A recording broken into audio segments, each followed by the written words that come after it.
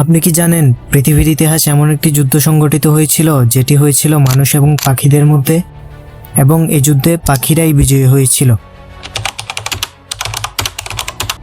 1932 সাল প্রথম বিশ্বযুদ্ধ শেষ হওয়ার কিছু বছরের মধ্যেই আবারও যুদ্ধে জড়িয়ে পড়তে যাচ্ছে অস্ট্রেলিয়া।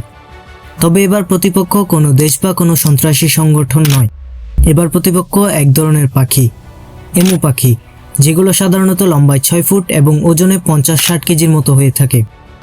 এগুলোর একটি অন্যতম বৈশিষ্ট্য হলো এগুলো খুব দ্রুত দৌড়াতে পারে, অনেকটা উট পাখির মতো।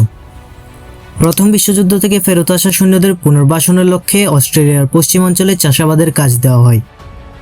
তারা গম চাষ করে জীবিকা নির্বাহ করা শুরু করে, কিন্তু তখনই এক অদ্ভুত সমস্যা দেখা দেয়। এমু পাখি তাদের ফসলের ক্ষেতগুলোতে ঢুকে পড়ে এবং ব্যাপক হারে তাদের ফসল নষ্ট করতে থাকে। কৃষকদের জন্য এটি ছিল এক বিরাট সমস্যা। বাধ্য হয়ে তারা সিদ্ধান্ত নেয় তারা সরকারের কাছে সাহায্য চাইবে। কৃষকরা সরকারের কাছে সাহায্য চেয়ে আবেদন করলে সরকার সেনাবাহিনীর মাধ্যমে এই সমস্যা সমাধান করার পরিকল্পনা করে।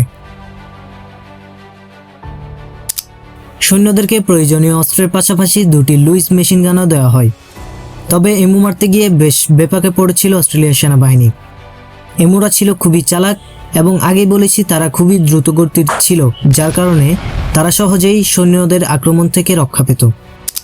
তারা ছোট ছোট দলে বিভক্ত হয়ে থাকত যাতে সৈন্যদের তাদের অ্যাটাক করা কঠিন হয়ে পড়ে। মাত্র কিছু দিনের মধ্যে সৈন্যরা বুঝতে পারে এভাবে এমু নিধন করা অসম্ভব একটি ব্যাপার। তাই বাধ্য হয়েই সরকার এই অভিযান বন্ধ করে দেয়। ওই অঞ্চলে প্রায় 20,000 এমু বসবাস করত, যার মধ্যে মাত্র 986টি এমু পাখিকে হত্যা করা সম্ভব হয়েছিল এবং 986টি এমু মারতে প্রায় 10,000 গুলি খরচ করতে হয়েছিল। অর্থাৎ প্রতিটি এমু পাখি মারতে প্রায় 10টি করে গুলি খরচ হয়েছিল।